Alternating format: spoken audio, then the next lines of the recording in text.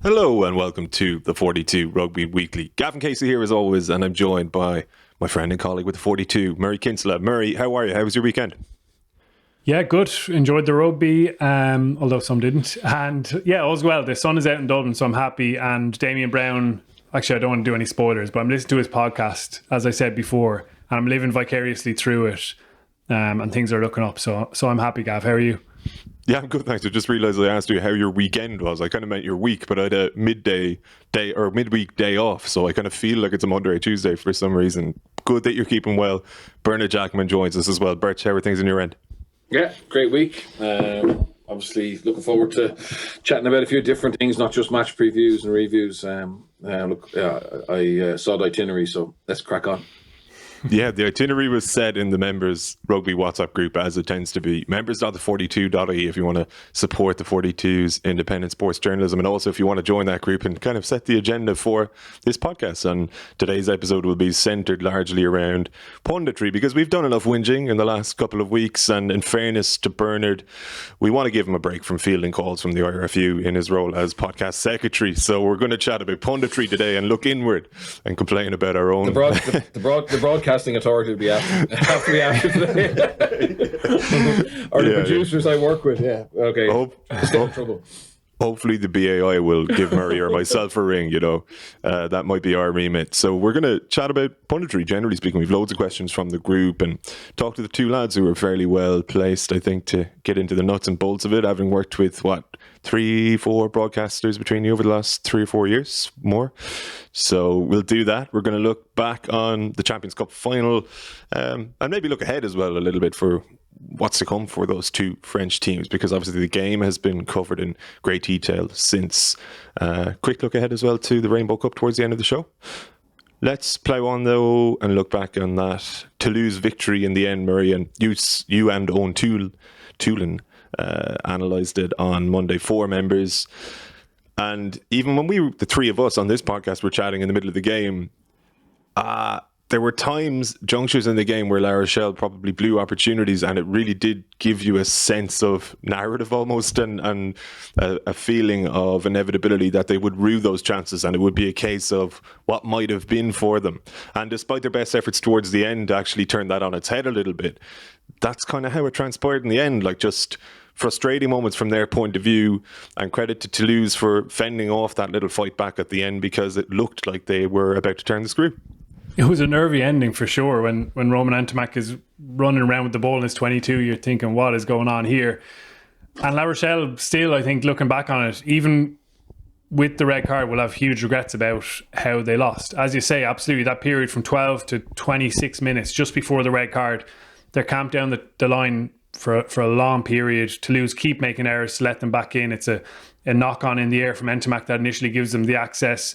And even after they miss with those 2 5-metre scrums and don't convert that into a try, Toulouse gives them another couple opportunities. And eventually they pop over 3 points. But it felt like that period absolutely needed a try just to hammer home that amount of territory and possession in a dangerous place. Toulouse, to their credit, clung on and they kind of problem solved at the scrum even. And it looked like it was going to be potentially even a penalty try or keep marching them back for penalties there, but didn't transpire that way. And you think about then the 8 points off the tee, the 2 penalty misses and a conversion as well. That's massive in a final. That's huge, especially the one after half time. Such a key kind of moment in the game where they've steadied themselves really well after the red card and actually led at half time. And you have a chance to open up a little bit of a scoreboard gap where suddenly Toulouse are getting a little bit panicky. They also nearly scored a try. Pierre Bourgarit, who's been brilliant all season, gets really close and just loses the ball over the try line.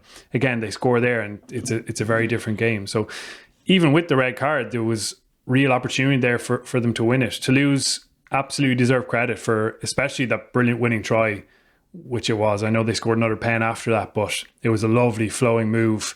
Ntamack's pass is gorgeous, and they probably exploit the one-man advantage there, because La Rochelle could have done with another fella folding around the corner and giving them a little bit more width in their D.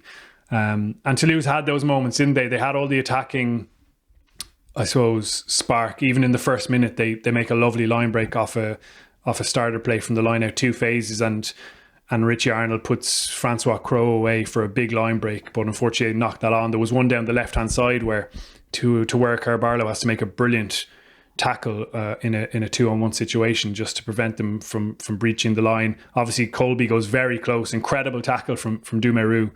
And listen, La Rochelle absolutely deserve credit for being that close with only 14, but I think still they'll have huge regrets.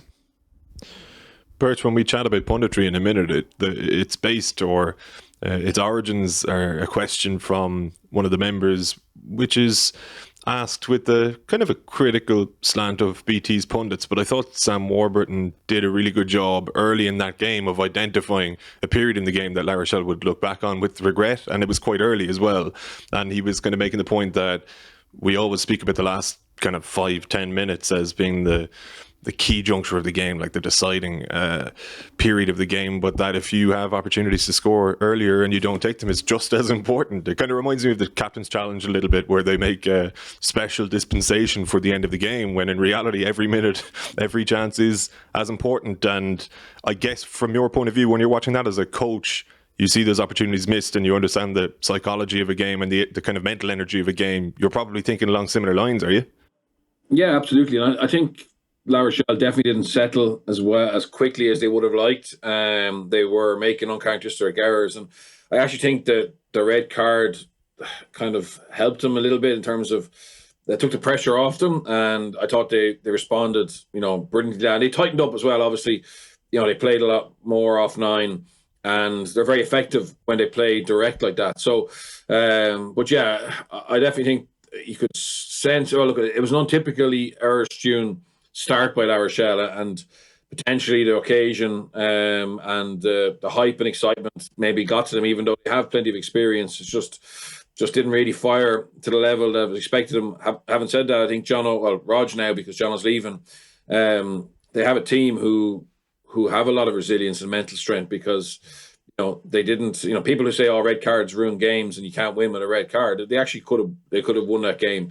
And I think they deserve massive credit for staying in the contest and playing for whatever 50 minutes with or more with 14 men and not taking a backward step, and actually, as Murray said, problem solving, and both teams problem solved really well. I think just having Dupont at 9 was probably the key. I think he again stepped up on a big occasion, and at the key moments was very smart. And Toulouse probably deserved to win. They got the deciding try, but I think both teams will build on it. Is 10 where La Rochelle need to improve most pertinently or most glaringly, Murray, do you think? Yeah, I mean, when you look at the missed kicks, and there was a couple of little bit of inaccuracies, even there was a pen advantage where the little diagonal kick to Vito goes flying into touch, and you think, the best set halves in the world probably take those chances off the tee and nail those pressure moments. Having said that, West was really good in the semi-final, and obviously it's different circumstances, and he's in a new situation, I suppose, for him in his career, being in the final, and I suppose I give every player a chance of learning and getting better from it. I do think, listen, La Rochelle will have scope to keep improving their squad. They're in a pretty good situation financially. They've got, when fans are there, as we've said before, incredible support coming in, 16,000 every single time, and real passionate fans at that. So they'll keep adding to it. 10 is probably the obvious one that stands out. But West has had loads of really big moments this season as well. I've watched him in the top 14 regularly, and he's been really good at times, and they're in a really good position there. So it'll be fascinating to see if they can get back into another final really short term, because obviously they're in the hunt in the top 14, and how quickly they can learn from the experience of this one in that game. So I would imagine they'll feel there's loads in that. Even like Bottia, and what a horrible day for him, obviously, with the red card, completely deservedly. But even before that, he obviously wasn't fully fit, and he knocks on the ball. He gets stripped really uncharacteristically, even though Dupont is brilliant at that as well, just a couple of metres out from the try line. And I imagine he'd just love another shot at a final, being fitter and more sharp. So I'd love to see them actually play Toulouse again in that top 14 game. It would be brilliant. Well, if any head coach is going to show patience with their out half after a poor display in a first European final, Birch, it'll probably be Ronan Ogara, given his own previous. Yeah, absolutely. And there's so much pressure goes on 10, and Raj will know that. I think West is a player I watched a lot when he played Super Rugby, and he has that unbelievable flair and attacking game. But I've been very impressed with his development as a European style 10. I think he's getting a lot better, and I know he didn't, blow the lights away or blow the house down on Saturday, but I do think he's worth persevering with. I think with Police on as well, they've got two good 10s. So I don't see La Rochelle going out and changing the personnel. I just think they'll bring both those through, and they'll develop together and be a key part of La Rochelle over the next couple of years. Their age profile is good for both, and Raj will definitely be invaluable. I think you can already see the influence he's had on him, but I think that will grow with more time, and just for him to be in those tight, like, let's be honest, we love Super Rugby, but it's rarely that kind of contest. I mean, the top end knockout European games are very different in how the game unfolds. I think West obviously had a little stint with the Hurricanes, but that's a new experience for him to be at the top end of European rugby, trying to help his team close out a cup final with 14 men. So I think he'll definitely learn from it, and he's definitely in the right place. It could have been Jack Crowley next season, but that's another story altogether. And that's maybe part of the reason why I'm asking. I guess the fact that Raj was curious about another 10 would make you wonder, but then that could have been more of a long-term project for him. Yeah, I don't think he would have expected Crowley to come straight in and be the kind of franchise 10 or whatever, but no, it was a really interesting one, wasn't it? And I watched the Ireland Sevens a couple of weekends ago, and Jack Crowley was playing in that, and he was outstanding. It was against USA and Great Britain, and he played really well. He's just such a talented player. He's back with Munster now, and hopefully we'll see him in the Rainbow Cup, because, like, obviously Ronan Ogara recognises it as well. Like, game recognises game, and he's got a lot of ability. One last one on this, and maybe I'm stirring the pot a little bit unnecessarily, but in Roger's post-match interview on BT, when he was talking about Botia and the decision to start him and how he had questions to answer, actually, for making that decision, I wonder, did you get the same impression as me, Murray, which was that he was actually kind of subliminally hinting that it wasn't his decision, or it was a decision that he probably disagreed with in advance of it going wrong, if that makes sense? Yeah, that hadn't occurred to me, and you are stirring shite. I'm only messing. Like John O'Gibbs is still currently the director of rugby and is the big boss. But I think anyone in that position would have started Botia, because he's such an important player. Like, players do play injured all the time, and it's a final, and he's so impactful for you generally. And it's easy to say now is the wrong decision. It probably was, but at the time when you're trying to make that call, Bert, you'll have insight into it with selection and important players like that. Generally, you're going to go for it, particularly with so much on the line.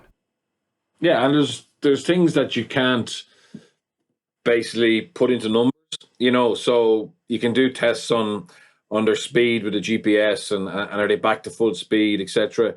The players can give you feedback on terms of their agility and things like that. But I think with someone like Botia, it's actually what you throw into the whole scenario is the confidence it gives the other 14 men walking out the tunnel with him. You know what I mean? Knowing that you have this hard-ass winner, leader, a guy who's got no fear, talisman for you.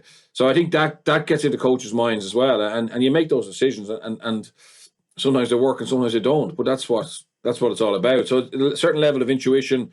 And I don't know. I didn't take it that Raj wasn't part, and I could be wrong on this, that he wasn't part of that decision or didn't agree with it. I think potentially what I took from it was, and I might be wrong, was he was trying to take away the blame from the player, and say, look, we made that decision, we probably rushed it, and that obviously could have played into the act. So yeah, that was how I took it. But again, I think you have to understand that those big game players, they're who win you a game. Like, they win you those games. It's not your average squad player who often comes out and has a wordly in a big match. It's the guys who've been there, done it before, and Botia is certainly someone who's done that for a long time. And unfortunately, on this occasion, he overstepped the mark trying to be physical. He made a few errors, and he got a justified red card. But I think from the outside, the thought process behind starting him,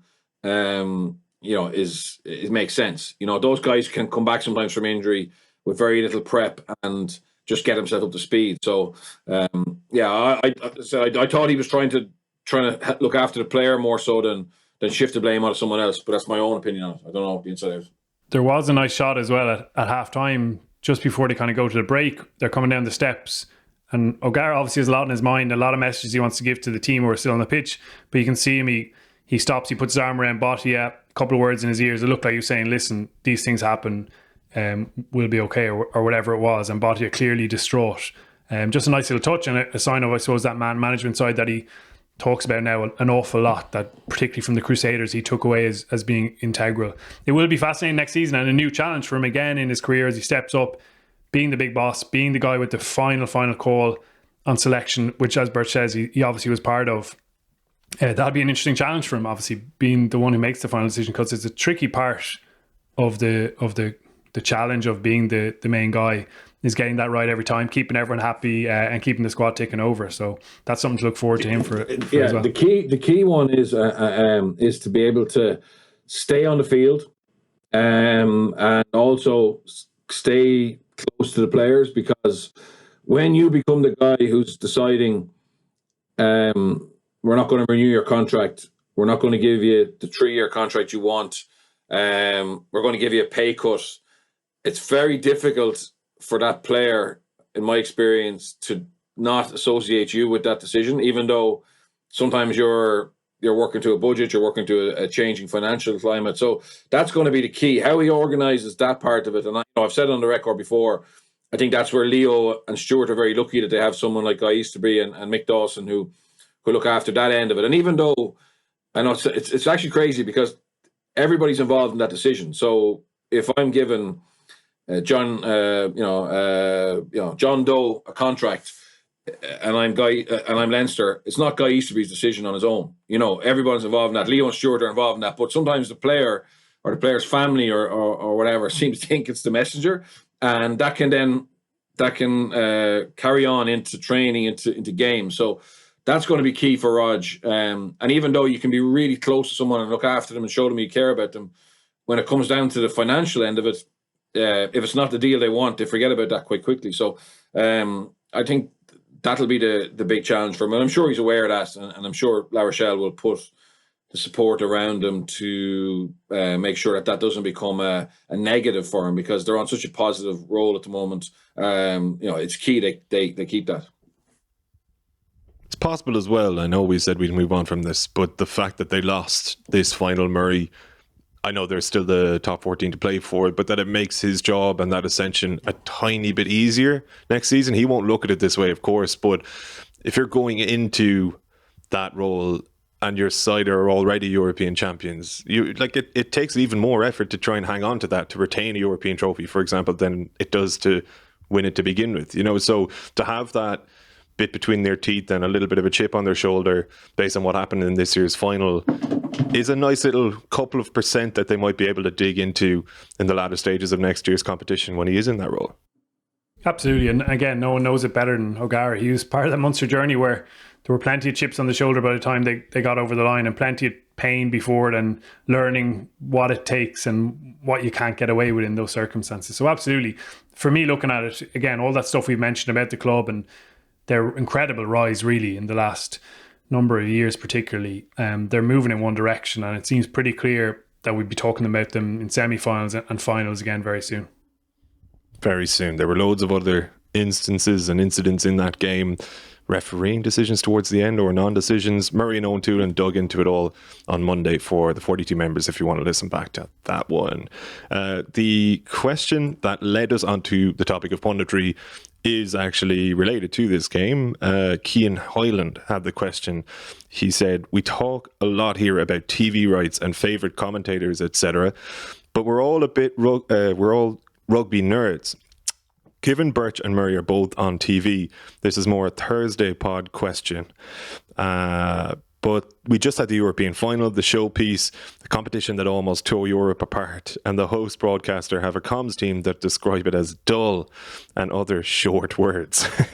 How dangerous is this to the game when the custodians and those charged with sharing the game can't appreciate how a tactical, forward-oriented game pans out versus a 35-42 shootout that teaches no one anything? Is this an issue as rights jump around and rugby becomes a harder game to explain? I think first and foremost, we can determine from that question that Cian Hyland is or was a forward at one point in his life. But it's funny, Murray, we when we were chatting in the group, just the three of us during the game, you and I were both blown away by, say, the error count. And there wasn't, particularly in the first half, a flow to the game that you would associate with it being conventionally entertaining, and yet we both also made the point that we were absolutely still captivated by it because of the collisions, because of the forward battle. And I guess for the commentators on BT there, say Austin Healy or whoever was calling it dull, they're very much cognizant of the fact that they've got a massive audience on that particular day, including people who wouldn't typically watch rugby. And for a more casual sports fan, it might not be a conventionally entertaining spectacle, so they're probably trying to toe the line a little bit. It's like not wanting to hype it up too much, and maybe they feel by shitting on it a little bit, they're adding a little bit of comic value for somebody who's stuck on the couch with a rugby fanatic who doesn't really want to be there or who isn't enjoying it. I don't know. Well, going back to Cian's question, is it like a problem for the game if people can't appreciate a game like that and they're broadcasting it to millions? I don't really think so, to be honest. Like, I think, say, Austin Healy, with that description, is being honest. That's his perspective on it. He obviously has his own perspective on what an enjoyable rugby game entails, and I would imagine it's more of what we saw for the Ches and Colby near try and that kind of thing. The first half of this match was low quality. There was a huge number of uncharacteristic errors from both sides, understandably, and generally you're going to get that with the nerves of a final, but I think other people would listen to it and go, yeah, he's right. It was a dull game. Cian has probably a good insight, as you say, onto forwards play and enjoying that side of it. But others don't, and they're looking for a little bit more of a flow to the game, a lower error count. And it's okay for people to say that a game wasn't bad. Like, there's bad games all the time. This wasn't a classic final. It was, absolutely, I agree with you. I found it engaging and absorbing. Because it was nervy, because it was in the balance, because you were waiting for that moment. But I mean, I probably won't watch it back too many other times. I won't save it on my hard drive as a kind of classic game. And there are a number of those in European rugby over the years. Also, I suppose watching for the Irish supporter, watching as a neutral makes it a very different proposition as well.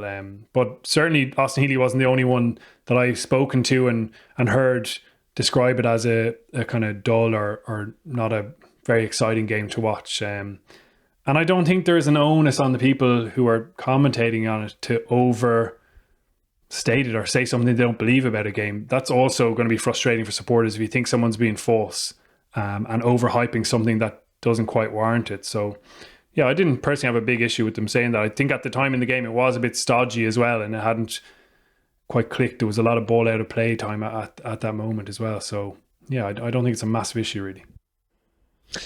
There's probably a danger sometimes, Bernard, as well, where if a first half fails to live up to expectations, as that one possibly did, although you did flag in advance that every time the French sides had met in Europe this season, it had been a bit of a stinker. But that narrative, if you like, or that perception of the game nearly carries into the second half. And despite the fact that the second half and the ending to the game was actually really good, I think, like, it was just a lot of fun, that the commentators, the pundits have almost made up their mind at that point that it just hasn't been a classic final. That's always a phrase, oh, it wasn't a classic. When in reality, like, it was absolutely a fun second half and fun finish to the game. Yeah, and I think pundits and certainly me, we're like very similar to supporters. So especially for like neutral, which the BT crew were neutral.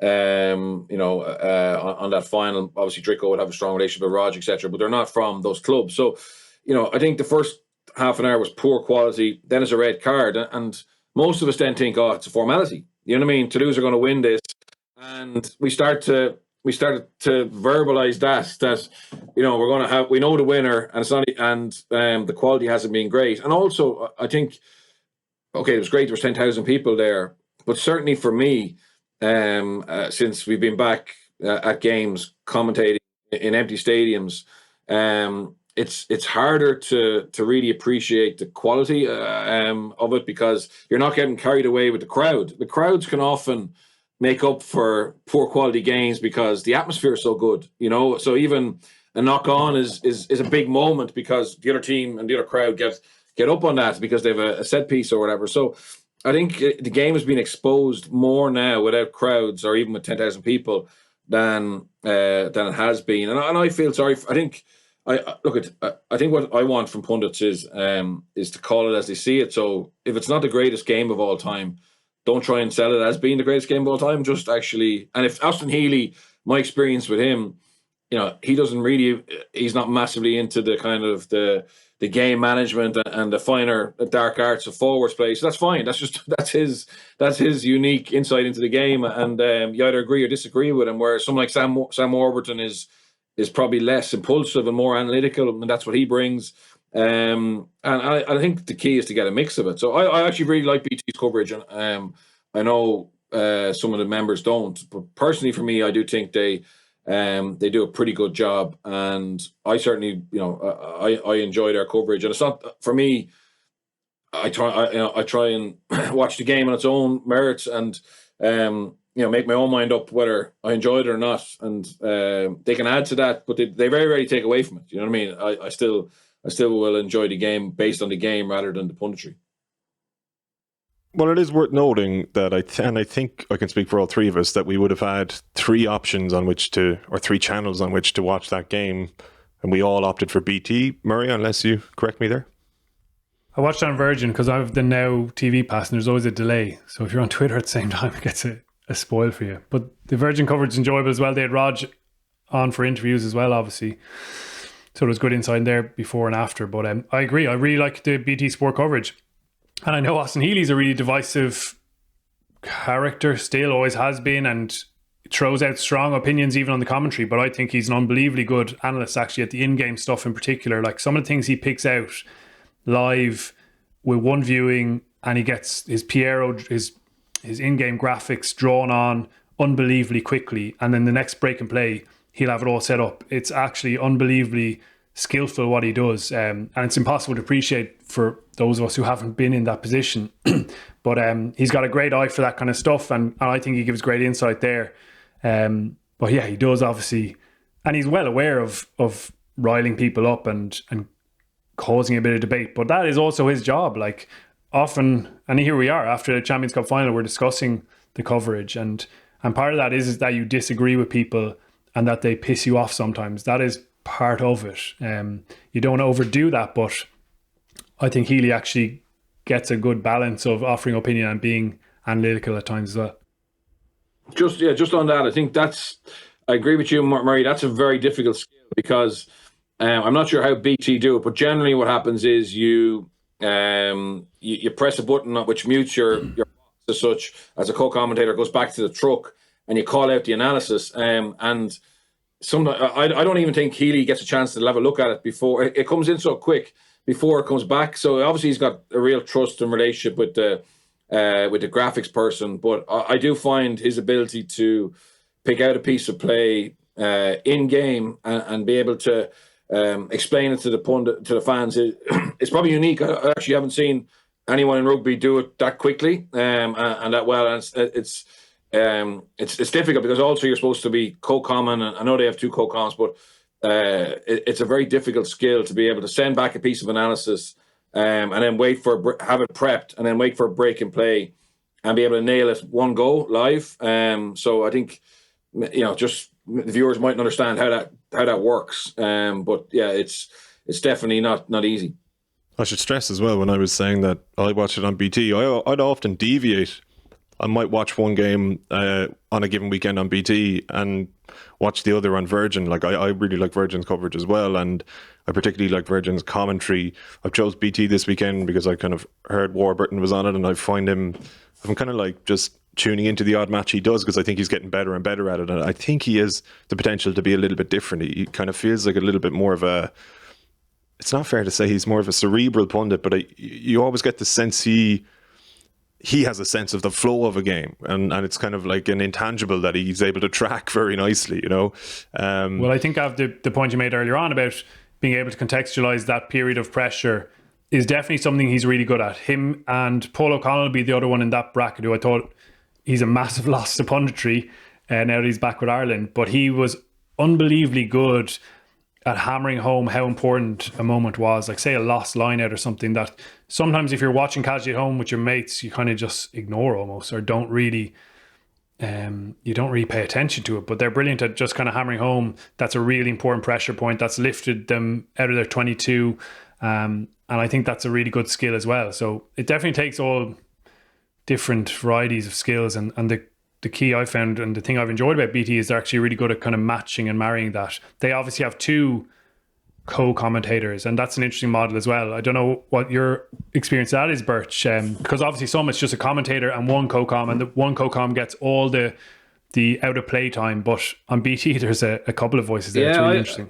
So Premier generally have two co-coms, so I've been in with Mark Robson as the commentator, and then I've had someone like Stephen Ferris or Andrew Trimble or Darren Cave usually as the joint co-com, and it's actually great. To be honest, it gives you more time, and you effectively only talk about what you actually are interested in. You know, so the problem with co-com sometimes is like you have to fill space to a certain extent. Now on TV, it's a lot less than radio. Radio, you have to make sure that the listener is always informed of what's happening. Whereas with TV, you can actually shut up for a while and just let everything calm down and let the viewer watch the footage. But I like two co-coms because you can give the other guy a nudge, or he gives you a nudge if there's something they want to bring up, and it gives you a little bit more time to I suppose, think through in more depth the next point you're going to make. And yeah, I think you miss less. I think between the two of you and then the commentator, I think you can give the viewers better insight. And I like that. But obviously it's more expensive. It's more expensive for the producer. Particularly when you're in the gantry. Yeah.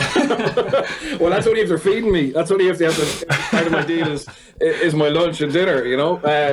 No, but look at that. Yeah, I like it. To be honest, I like it. I've done both. But probably personally for me, I do prefer having a second co-com to be able to work with. There's a question here from Kaelon about your own co-commentary, Birch, and your experience of it, and Murray, he says you can tag in here as well, but do you find it harder to get lost in the emotion of a match now that you are a co-commentator? George Hamilton recently said that commentary has almost desensitized him to the point that at games that he attends as a fan, he still feels like a commentator and that people are listening. He says he should add that George has been in the gig for decades, but still, has Birch found it hard to get up to the emotional pitch? And I guess, Birch, to paraphrase or to go back over Kaelon's original question, are you able to get caught up in the emotion of a match now since you've taken the mic? Yeah, I can, but less so for TV than radio, because I think you have to be calmer, because you're not trying to paint the picture solely through words, because obviously the viewer has visuals of it. Like the Munster Connacht game was my most recent game.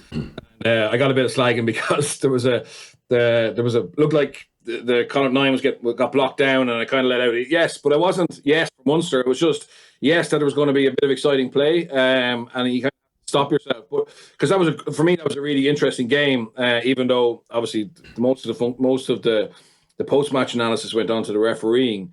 I just thought it was a fascinating contest. Connacht were underdogs. They came and obviously, you know, a bit of a hit and run, got some opportunist tries, and then we're hanging on. But I wanted the game to ebb and flow towards the end. So, I think you still get emotionally involved in it. And that's a game that, like, I don't have an emotional attachment to Munster or Connacht, even though I play for Connacht anymore.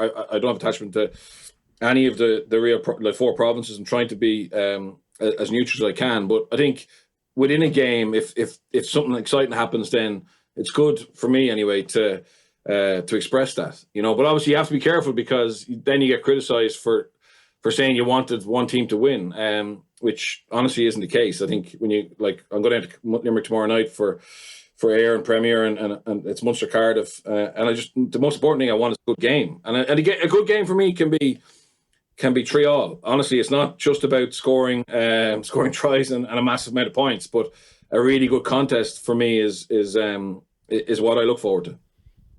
People do often tend to conflate the audible excitement of a commentator or a co-commentator with the type of bias, and it's insane, really. Their job is to relay the excitement as it's happening on the pitch in front of them, and then when they get too excited, if one team scores, they get a barrage of abuse or accusations that they're partisan. And Martin Tyler in soccer is the big one, really. You know, how many of the top clubs in England, or all of the clubs in England, really would suggest that he is a fan of one of their rival clubs? Like United fans would say Tyler is a City fan because of the Aguero moment when City won the league. Liverpool fans would say he's probably a United fan as well. Whereas like in reality, I think he's a Woking fan. Like, he doesn't actually care about any of these clubs. He just likes a story and he likes a bit of excitement, you know. Sorry, Murray, were you coming in there? I'd encourage people to think of their own bias. When they think someone's biased, think of your own bias. Like, where is your perspective coming from? As I've said before, with our written stuff, it's unreal. We get criticized of bias against and for each of the provinces, depending on the circumstances or the story. So everyone brings their own unique perspective, and that's part of the crack as well. As long as there's no abuse going on. Well, here's one for you, Murray, from Hugo. Have the lads, Murray in particular, any comments on the difficulty of being critical of Irish rugby in general? At times when the shit is hitting the fan and is obvious to all observers, brackets 2019 with 3 exclamation marks, it seems like Irish pundits are loath to stick the knife in even when it's warranted. Not that we want to go the route of the British tabloids and football, but sometimes it feels like the pundits are holding back for fear of losing access or something. I should qualify that and say that you lot are absolutely not bad offenders at this. Sometimes you can almost hear Murray holding back a bit. There are print journals who seem to act as official PR mouthpieces rather than actually analyse or criticise as appropriate. Hugo does add the qualifier at the end of this. Also, feel free to have him tell me I'm full of shit with my perception that sometimes it feels a bit cosy. So off you go, Murray. Leash is off. You're full of shit, Hugo. No, I'm just joking. That's an interesting one. I suppose, like, again, there's maybe an example of where you're coming from with your perspective. Like, funnily enough, 2019, he mentions after the World Cup, I think we discussed, like, I got loads of feedback afterwards when we were being critical that it was too harsh, that we turned on Joe Schmidt, this great saviour of Irish rugby. And so I've seen the other side of that as well. Stick the knife in is an interesting term. Like, I don't ever want to stick the knife into anyone. Like, you know, that's, to me, that is a bit kind of,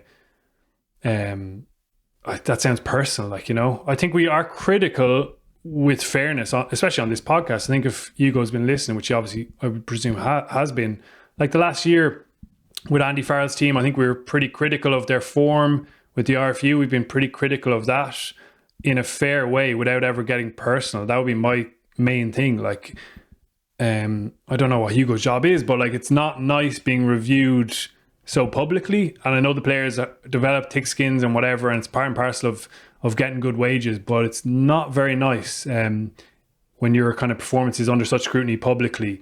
And if that takes on a more personal edge or trying to twist the knife and stick the knife in, it's very tough to deal with. So my thing would always be trying to be fair and based on what's happened on the pitch, what I've seen. And I think we do probably highlight poor play as well as good play. But yeah, 2019, I think there was plenty of criticism in Irish rugby media of the team, especially after the World Cup. And again, this year with Farrell, I saw loads of critical stuff. Like, it can slant the other way.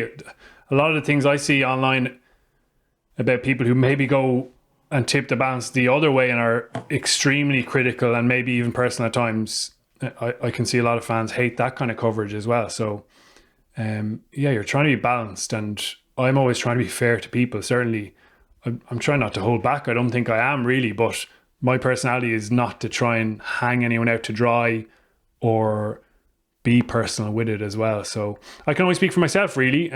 But yeah, I think we're fair enough on this show anyway. No, and in fairness to Hugo, he mentioned that in his question. I think, and this is me kind of speaking to your job, really, but it's something of an outsider's perspective in that I'm not on the beat necessarily in rugby terms too often, but sometimes supporters want a journalist's work to reflect their emotions at a given time, and their emotions, even if Hugo mightn't, like, I'm sure Hugo isn't a guy who's tweeting players abuse or anything of the sort, but you know, when say your team underperforms or they ship a big score or lose or whatever, and you feel something guttural, like you actually feel anger, whereas and maybe sometimes, I can't speak for Hugo, but sometimes fans want to see that anger in what's written then in the press or on the 42 or whatever. Whereas your job is to actually, in some cases, remove the emotion from it and just view it objectively, which is what you do very well. And maybe the fact that you don't add the emotion, I know he says stick the knife in. Again, I'm sure he doesn't mean make it personal, but maybe, I guess, be more emphatic or more angry with your criticism. Like, that's kind of not your role either, you know? Yeah, like, and a lot of the feedback we get is that our coverage is pretty well balanced, and people enjoy that about the 42 across the sports, and I definitely think we do that pretty well. The other thing is the access. Like, that's definitely a myth. I don't get any access or phone calls or info from anyone across the board. You're not going to get rewarded for being nice in any way. Maybe others do, I don't know, like maybe they do, but certainly not in my case. So that's a bit of a myth. There's just press conferences, that's it. They used to even do one-on-one interviews where if you put in a request and the player was interested, you might get it, but they stopped doing that altogether now, so there's no preferential treatment whatsoever. So maybe I should just start slagging everyone off. Bernard, obviously you're on the kind of airwaves on TV more so than right, but I'm sure you pick up the papers and you read the 42, and I know you have a 42 membership, for example, so like you will have I guess a totally external perception of this, say the rugby media's treatment of the Irish team or the Irish provinces. It's interesting, in Hugo's question he kind of mentions that, or he alludes to the fact that the football media in this country is a lot harsher on the national team. And I don't want to be putting words in his mouth, but I think that's what he was getting at. And actually, I don't get that impression at all when I read the football media. Like, Stephen Kenny's team haven't won in, 11 games or something along those lines. And there's still a kind of bar a couple of outliers in tabloids, there's still a kind of a collective will for that team to do well, while also being objectively critical where it warrants, or where it's warranted. And I wonder, do people have this perception of like the football pages of newspapers being an absolute bloodbath after games, where Dan McDonnell or Gav Cooney are absolutely lashing into the team? I don't actually see a great difference between the two. I'm wondering if you're flicking through the sports pages of a paper or scrolling down the 42 app, like, do you see a difference in how those two teams or two sports are treated by their national media? No, I think that the football one is more relevant to the UK, to England, and you know how we see their national team being attacked if they have a high-profile failure. I think in Ireland, I don't see a huge difference between the GA, the soccer, and the rugby journalists. I think the challenge is to you know, genuinely not get carried away with the hype or the momentum against a team or a player, and to objectively try and comment on it, and also, like, so for example, I've been criticized for being negative about the Pro 14, but I really want the Pro 14 to be really good. You know what I mean? Like, I'm invested in that, obviously, financially, but also emotionally, in terms of I want it to be a really strong domestic league, and I don't think papering over those feelings or camouflaging them is necessarily the right thing to do. You know, I'd love next year with the 4 South African teams coming in and COVID behind us, that league starts to really grow, you know. But like, just because I'm critical of it at certain times doesn't mean I well, hopefully it shouldn't, from my point of view, it doesn't mean I have a massive problem with it. I just want it to be better. And I feel that's my job, is to say that when it's very much what I feel, and that's yeah. So people think, oh, I don't know why, but they say, oh, you shouldn't be criticizing the competition because it's our competition. But I don't see that as being a justifiable reason. I think you have to say what you see, as long as you're doing your analysis on it and you're backing up and you're comparing it to other leagues, and you know, you're being true to yourself. And then obviously, absolutely, people can criticise me for it, but I'm okay with that then, because I understand why I've done it. I haven't just gone off on a rant for no reason without putting thought into it. So yeah, from my point of view, I think our job as pundits is to call it as we see it, try and explain the whys and the what's around it, and just throw it out there as part of the opinion piece, and then people can either agree or disagree with it, and comment back and have that exchange of ideas is I suppose what I see punditry for. Just while we're on the Pro 14/16, there was a question from Connor on the back of Cian's original question about punditry, and when I was saying in the group that we'd be getting into that a little bit, and Connor was saying, can you moan about highlights a little bit? The way highlights are put together really grinds my gears, and he's got that emboldened. Pro 14 highlights in particular, always 3 minutes, whether a 10 try or 1 try affair. And where it's a one try affair, 2.5 minutes of the highlights are kickers lining up kicks, never the passage that led to the penalty, never any good or entertaining passage of play, just fucking kicks. The whole thing drives me nuts. Highlights can be a great advertisement for the sport, and this opportunity is constantly missed. And then Hugo, who had that previous question, actually followed up on Connor's point. He was saying, rant away, I fully agree. Pro 14/16 highlights are awful. The Super Rugby highlights are much better. You can actually get a feel for how the game went at various stages. They show passages that don't even lead to scores.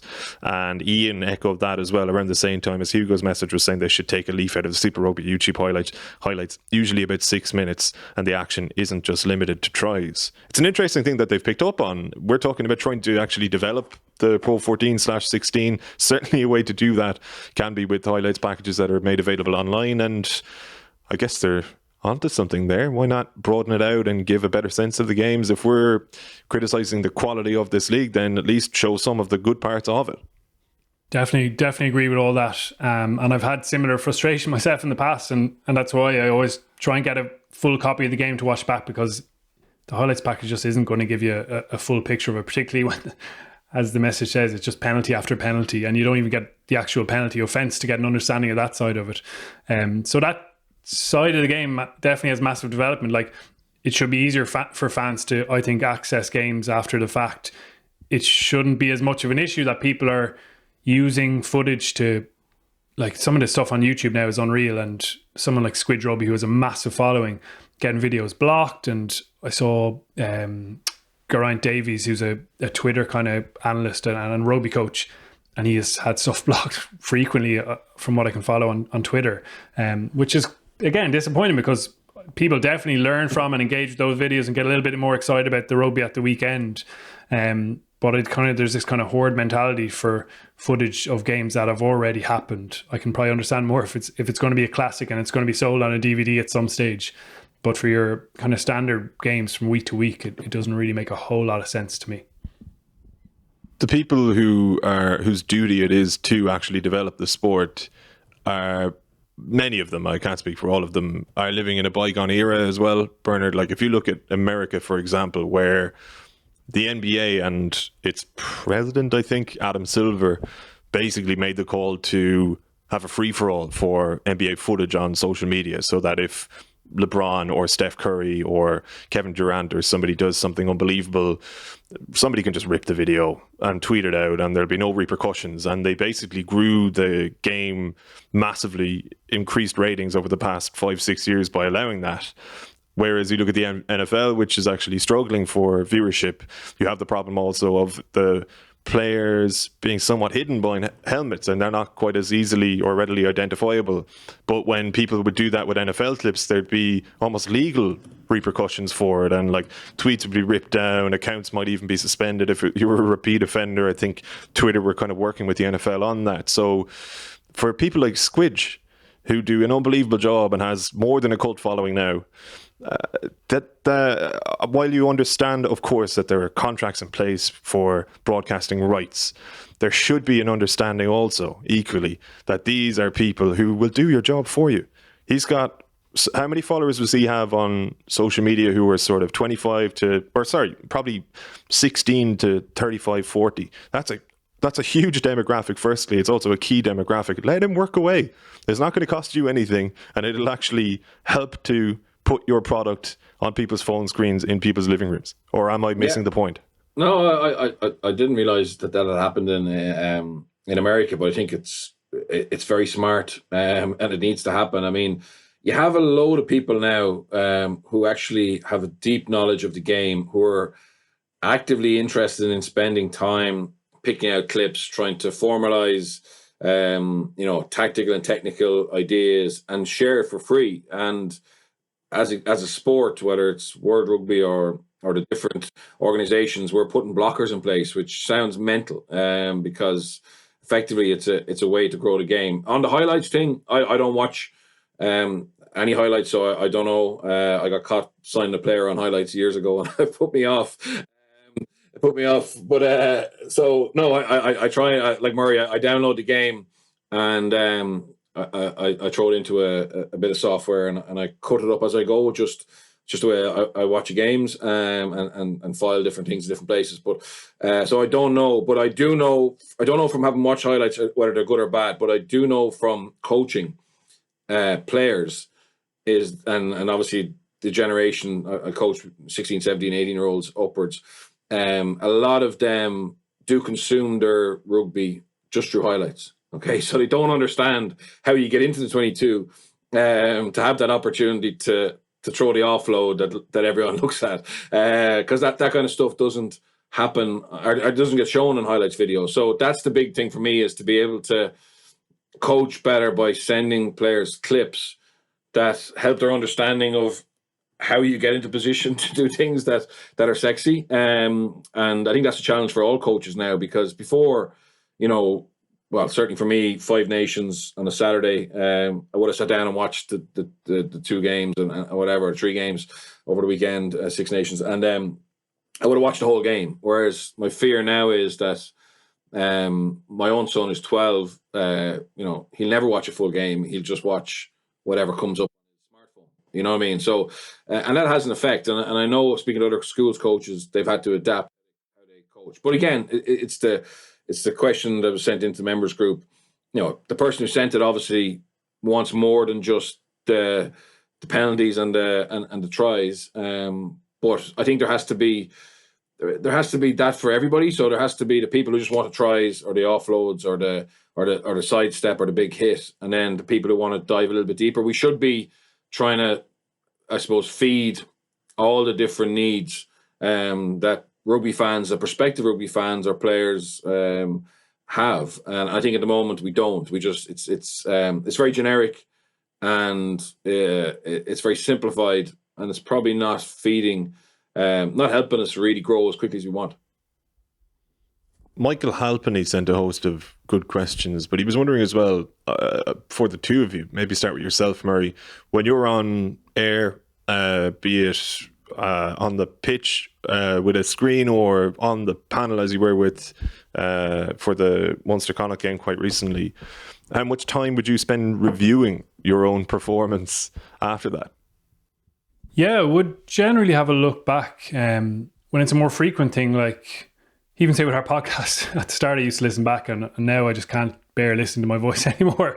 I'm sure there's other people in the same boat. But yeah, with the less frequent stuff like the TV stuff, which I still haven't done a huge amount of, I would go back and have a look and be self-critical and see where I could have made my point better, where I could have enunciated it better. I did co-coms for the first time recently, and absolutely went back and had a proper thorough check of that, and saw loads of bits where I could have been stronger, or where I could have made a different point, or where I could have been more aware of something else, and also reminding myself not to make up words on the spot on air. So yeah, I do definitely do it because I want to get better at it as well. Like the 42 have been good in the past. I've done a couple of the kind of communications clinics things as well, which help a lot. And then again, listening and watching others, like there's nothing better. Obviously, I'm watching a lot of games, but I'm also trying to be conscious of what people are saying, why they analyze this, maybe little bits they missed as well. And you learn all the time that way. So absolutely, I want to keep getting better at it. So I do definitely review that stuff. When you're uploading a game to your computer, Bernard, are you uploading the file in which you're the co-commentator and doing a bit of a personal review as well as a review of the game? I don't do it as often as I probably should. A bit like Murray, I don't actually like listening to myself back. But yeah, I do it now and again. I have a different issue when I watch games. Back when I watch games live, I obviously listen to the commentary and the punditry. But when I watch game on a Monday night, I generally do it without the comms. I don't know why I do that, but it's because I don't watch at dead time really. So I only watch the ball and play time. So yeah, sometimes if you're listening to the commentaries, it obviously you're half the commentator or co-commentator's halfway through a message, and then the action is gone. So I just listen to it silent, which probably it doesn't help me as a commentator, co-commentator, but I'd rather focus on what's actually happening and just make my own mind up on it. And then obviously I do get access to listening to other experts when I watch games live, but when I'm doing homework, I listen to it in silence. I listen to it without the commentary. I'm not saying I'm in a busy house, so I can't say the house is silent, but I listen to it without listening to the commentary. I do the same for fights, actually. If it's a contentious decision, if I've been at a fight, I'll watch it back sometimes with the commentary. They will have one kind of perception of it which might be at odds with mine or might be similar to mine. And if they're similar, I'll kind of think, have I been swayed by them? So I'll watch it back with no comms and might arrive at a different conclusion. And it's interesting how, look, these guys are ultimately just trying to give us an impression of what's happening. I'm including you in that, both of you. But you can have a certain view of things that might differ to somebody at home as well. You know what I mean? Just on that, Gav, I don't listen to Murray's podcast on a Monday until after this. I don't listen to any other podcasts until after this because I just don't want to be. I don't want to be. And people obviously sometimes we make the same points that other pundits make, but I don't want to be biased by that. I want to try and at least speak for myself completely authentically without the risk of being swayed by someone else's opinion. So that's probably why, certainly for podcasts, there's a couple of podcasts I really like, but I generally won't listen to them until very late in the week, and by then, by then sometimes it's dated. But because we do this on a third, I try and not listen to them. You're the same, Murray, aren't you, with podcasts? Yeah, Mike, our job has ruined absolutely everything about rugby for me. It's taken the emotion out of it. I don't listen to any podcasts, but I am the same. Absolutely, you want to have your own thoughts on things, and you want to not have that nagging doubt when you say something. I think I heard someone else say this before, so yeah, it's kind of ruined it for me. I have a massive backlog of podcasts now, and I'm never going to get through them. Another question from Michael, and this is a fine question, and I'm actually intrigued by the answer as well. Who are your favourite pundits in rugby and outside of rugby, and why? I'll start with yourself there, Murray. Yeah, I really like Sam Warburton. I think, obviously Birch, number one. It goes without saying. Aside from that, I think David Flatman's really good. Really enjoy his stuff. Ben Kaiser's one I've only kind of come to more recently. Maybe he's just doing more stuff. I think he's been brilliant. I thought Paul O'Connell was a bit of a king in this dimension. I thought he was excellent, just in terms of insight into the game. It really appealed to what I was looking for. But there's loads of good in Ireland. Like Don Lennon, I think is brilliant, particularly on the radio when I hear him on there as well. He's excellent, and he's very good at, again, contextualizing everything. He has a really good understanding of the landscape of Irish rugby as well. But I think there's absolutely loads of good ones out there. John Barkley is another one more recently. Brian O'Driscoll, I think, gives great insights as well. And yeah, I don't generally find myself going, I don't enjoy this guy. Stuart Barnes is one who I know gets a lot of criticism, but I've always loved his work. I know him, I've met him a few times and done a bit of work with him. He's a really great guy who just loves the game and is really passionate about it. For some reason, he seems to get a lot of abuse over it. I don't know why, but I think he's excellent at it as well. So yeah, they'd be the main rugby ones that probably jump out. What about outside of rugby, Murray? I don't watch a lot of sport outside rugby, to be honest. Gary Neville is obviously someone I appeals to my, what I like about sport. Anytime I've watched him, I've been kind of blown away. I think he gets a really good balance as well between being analytical and nerdy at the right time, but he can also come out with strong, powerful opinions, as you've seen recently with the Super League stuff. He gets a really good balance of it. I think he's one of the best in the game. I don't watch a lot of American football, but again, Tony Romo, obviously, is incredible at what he does. Absolutely incredible to be able to call things so frequently ahead of play. And it's a pleasure to watch, particularly for someone like me who doesn't know what to look out for. So they probably be the two that stand out. What about yourself, Birch? Favourite pundits within rugby and outside of rugby? I would agree, Murray. I like Stuart Barnes. I know him personally. He's a really good guy, and grew up with his commentary on when Sky Sports had the European Cup. So maybe there's a little bit of bias from that. I think Brian O'Driscoll is getting better and better, and I think he's putting a lot of work now into his homework, and I think he explains it really well. I thought Paul was very good. I like Flatman. He's a good fella as well. I like Andy Good. I think he's good. From a non-rugby point of view, Ruby Walsh on horse racing. I think he gives you an insight, which is far deeper than I've previously been subject to. Tomás O'Shea in Gaelic, similar. And yeah, I like Gary Neville as well, because I think when he needs to speak from the heart, he does, and he puts himself out there. And then obviously when he needs to be technical, I thought himself and Jamie Carragher changed. Football analysis a couple of years ago. That Monday night stuff, and when they started to get deeper into it. And me, I'm not a massive soccer fan, but I actually really enjoyed kind of trying to understand, what a defender needs to do in a certain situation, etc. So. Yeah, I think there's a cult of punditry at the moment as well, which is dangerous too. I think like we all make massive fuck ups. We all have bad days, it's just don't, and everything we say isn't right as well. Well, certainly for me anyway. It's just how I feel at a certain time. What about you, Gav? I don't really watch sport, Murray, to be honest with you. No, I You've gone through most of the names. Like, I was hoping you wouldn't ask me, actually, because I was trying to think, and like there are so many from so many sports. I won't bore people with it, because there'll be a lot of aing and humming and hawing. I'll come back to you next week on it.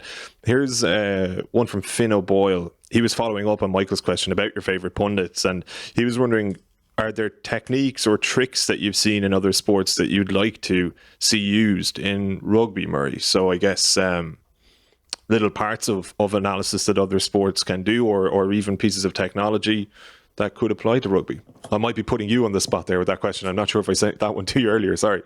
Yeah, well, I mean, the format of, like we were talking about Carragher and Neville there, that format is unbelievably interesting. The Monday Night Football, where they're going in depth on things and have their big screen and stuff. We had the kind of Pro 14 show on air last season where we did bits in that, but you're showing all the highlights of every single game, speaking of highlights as well. So you're trying to squeeze in little bits in between the highlights. And I thoroughly enjoyed that. It was great to be part of. But I still think there's probably scope for that even next season, and we don't know what's going to happen. There's been no announcement with the rights, but there's definitely a good proportion of rugby fans who would love to see that kind of show, I think, with an hour or whatever it is of really in-depth stuff. Probably not that much opinion or chat where you're just sitting on the couches having a chat, which will definitely appeal to other people and is a really important part of the mix. But I suppose I'd love to watch that, the rugby version of Monday Night Football. Basically get the two of you on RT next to a big screen talking about Scarlets, Ospreys. Jeez. Bert, any technological advances or tricks from other sports? No, I like when they have an audience. So I did a Scrum 5 post Ireland Wales, back a few years ago in a studio in BBC in Cardiff, where they converted into like a clubhouse, and they'd invite in a club. So the club would arrive. So it was it's 5 o'clock on a Sunday. So the members would probably meet in the club, in their own club at 12 o'clock, have a few beers, and then get on a bus and rock into the studio. And then so you had a live panel with an audience, and a relaxed kind of bit of banter review of the game. And I enjoyed that, and I've seen, I like when BT bring in people into the studio and they do demos. I thought that was beneficial for non-professional players to coaches to be able to see kind of a little bit of why a certain technique is happening, whether it's a caterpillar, the rook, or a jacket technique, etc. I thought that was really good. So it's the ability to match the footage with actual, a live demo. I think that's really good, and I think an in-depth review show that isn't just showing the highlights; it's actually breaking down some plays. Is something I enjoy as well. So they're the ones that for me. I thought TG Carr or Tina G. They're quite creative in terms of interviewing the coach on the pitch. I know it's interviewing a player during the warm up, little things like that. Showing the referee in the dressing room, giving the front rows, the key messages, things like that. I obviously I know what they're like, but I think it opens up the game in a greater way to the viewer, and anything that does that is a positive in my opinion. With so many more questions as well that unfortunately I won't get around to purely for time reasons. We've got to chat quickly about the Rainbow Cup as well, Murray, and I was wondering how to actually ask you about this, but basically the entire competition is blown open. Let's just see what happens. It is exciting compared to what we thought it might be, I think. Yeah, I mean, there's so many teams still in the mix for that spot in the final. They've now confirmed it's going to be in Italy against the winner of the South African Conference as well.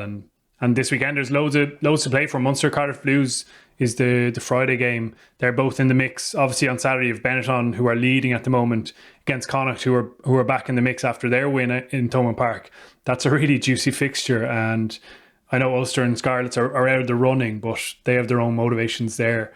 Leinster will watch on this weekend, and they will certainly be contenders for that final. So it is going to be a really interesting last couple of rounds of this competition. It's very condensed, it's very rushed. Obviously, there hasn't been a huge amount of outside attention on it, but the last couple of weeks promise to be pretty exciting. That Connacht match is the one I'm most interested in, definitely this weekend. Like, it would be a bit of a fairy tale for Benetton to win their last couple of games, but by no means are they straightforward. And Connacht are bouncing off the back of that win over Munster. They still have those consistency issues, and this is another chance for them to back up a big performance by going away to Italy, where they won last time. It was a gritty win in the end. They didn't play well that day, but they got over the line in stoppage time or in injury time or whatever, and did just enough. So they'll feel there's a bit of a carrot there in terms of winning their last two games and certainly being in the mix for that final. I'm looking forward to it. Yeah, so we've got three provinces in the mix, Birch. We've got Benetton, Ospreys lurking in the long grass as well. Not many people talking about them. Yeah, well, Ospreys are 3 from 3. They play. They have a bye this weekend, then they play Connacht away, and then they play Treviso at home. So they have a chance of being unbeaten. I think whatever unbeaten team, if there is a team unbeaten, they'll be through. I don't think Leinster will get enough bonus points, or you'll get caught on that. Look, it'll be great. Great for Treviso to get into it. They've had a stinker of a start of the season. They've rebounded a little bit, but I don't see them being able to go to Ospreys and win. And not even sure they'll beat Connacht. So I think it's wide open. Leinster will feel, with Munster having lost, that they have a chance to catch everybody. But maybe just given the nature of such a short competition, to see an Ospreys or a Treviso or a Connacht in the final, or maybe even a Munster, if they can obviously get bounced back, will be good just to change it up a little bit. And speaking of TV stuff, Gav, it's great that Premier Sports are going to be showing the top 14 from this weekend all the way through to 2023. We've kind of complained about it a bit, but we finally got it in Ireland and the UK. 2 rounds left there as well, and a serious battle for the kind of barrage places, the top 6, and even for the top 2. It's going to be really hotly contested. And even you actually look a bit French today, so I think you're kind of making a bit of a ploy, a bit of a kind of audition for leading the coverage maybe.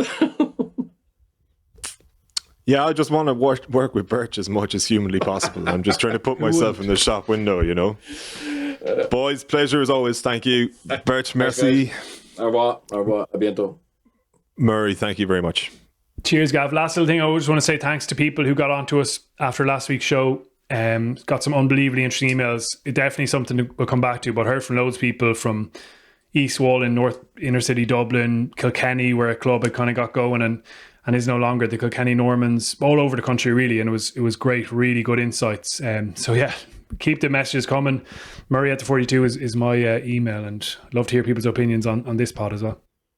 Yeah, loads of emails, and we were going through a few of them. It probably would have taken up a full episode, and I think it actually might again, probably sometime soon. So absolutely keep them coming to Murray's email address, murray.the42.e. Thanks to everybody at home, all of the 42 members, for your continued support, for all of your questions, and for helping us to shape our coverage on the pod as well. Merci. Thank you to everybody who is a non-member. We've got a new Gaelic football podcast hosted by Maurice Brosnan, whose rugby writing you might have become familiar with over the last couple of years, or even in recent weeks on the 42. He had a brilliant piece on from Australia very recently. Him, our own Fintan O'Toole, and Kerry football legend Mark O'Shea on the mic for that one. Tune in for it. We will be back on Monday, Murray and Owen, and on Thursday for non-members then as well. Until then, mind yourselves. Have a great weekend. Take it easy.